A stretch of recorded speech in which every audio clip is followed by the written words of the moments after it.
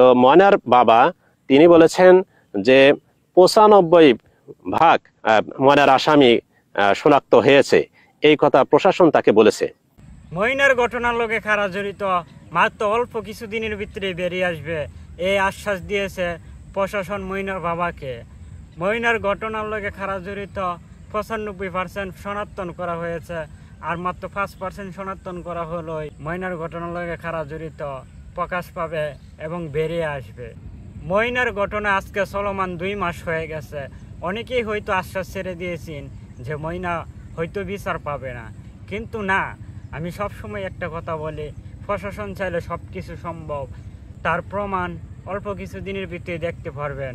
হয়তো সব কিছু বেরিয়ে আসবে, সব কিছু শনাক্তন করা হবে, সব কিছু বেরিয়ে আসবে কারা এই ঘটনার লগে জড়িত। 95% ময়নার আসামি শনাক্ত হয়েছে, এই কথা প্রশাসন তাকে বলেছে। এই কথাটি শুনে আমরা অত্যন্ত আনন্দিত। এই কথাটি যেদিন থেকে আমরা শুনেছি আমরা বিশেষভাবে আমরা অত্যন্ত খুশি হয়েছি যে অতি সত্বর সেই ময়নার প্রকৃত আসামিকে আমরা দেখতে পাবো। তো ময়নার প্রকৃত আসামি অতি সত্বরই গ্রেপ্তার হয়ে যাবে ইনশাআল্লাহ। তার একটা বিষয় হচ্ছে যে ময়নার বাবা স্ত্রীর বিষয়ে যে বলেছেন যে আমার স্ত্রীর সঙ্গে আমার চাচাতো ভাইয়ের যে পরকীয়ার কথা, এটা ভাইরাল করে দিয়েছে। দেখেন, একটা কথা আছে, পাপ কোনোদিন বাপেরও ছাড়ে না। আপনার কুকর্মের ফল আপনাকেই ভোগ করতে হবে, হয়তো দুনিয়াতে নয়তো আখিরাতে।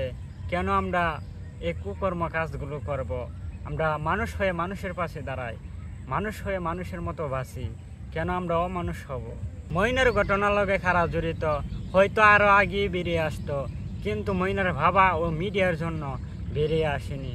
আমরা আশ্বাস করছি খুব অল্প এবং কিছুদিনের ভিতরে ময়নার ঘটনার লগে কারা জড়িত সব কিছু প্রকাশে আসবে এবং বেরিয়ে আসবে।